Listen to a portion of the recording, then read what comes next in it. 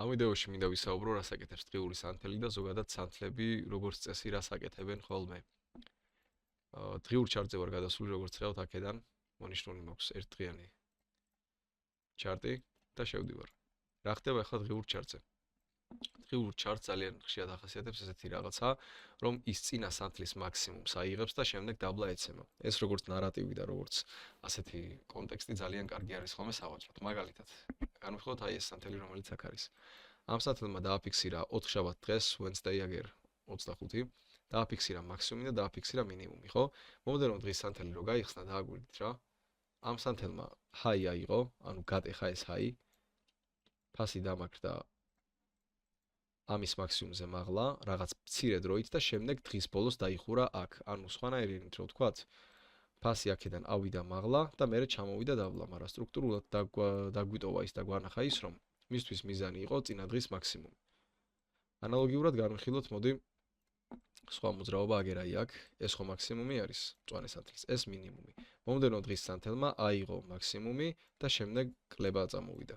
და ამ დღიურ დიდ მოძრაობაში, ანუ დღიურ სანთელში ვიღაცას მცირე მოძრაობა რო არ გეგონოთ, დამწყებს ახლა რო გადავიდეთ 5 წუთიანზე. თქვენ თვითონ ხედავთ რამ ხელა მოძრაობა არის მოქცეული ამ სანთელში. აქ შეიძლებოდა 900 პოზიციის აღება რა.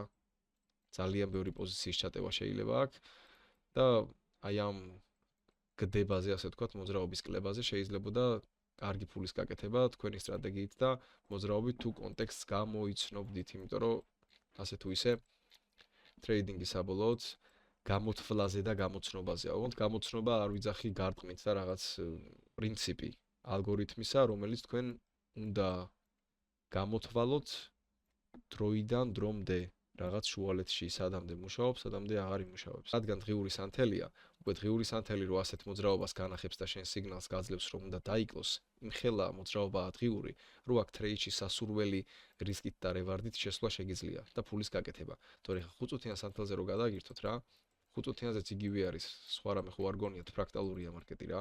აგერ წინა სანთლის მაქსიმუმი, გასვიპა 5 წუთიანმა აგერ და დაეცა დაბლა. აგერ აქაც იგივე შეხედეთ. გასვიპა და დაეცა დაბლა.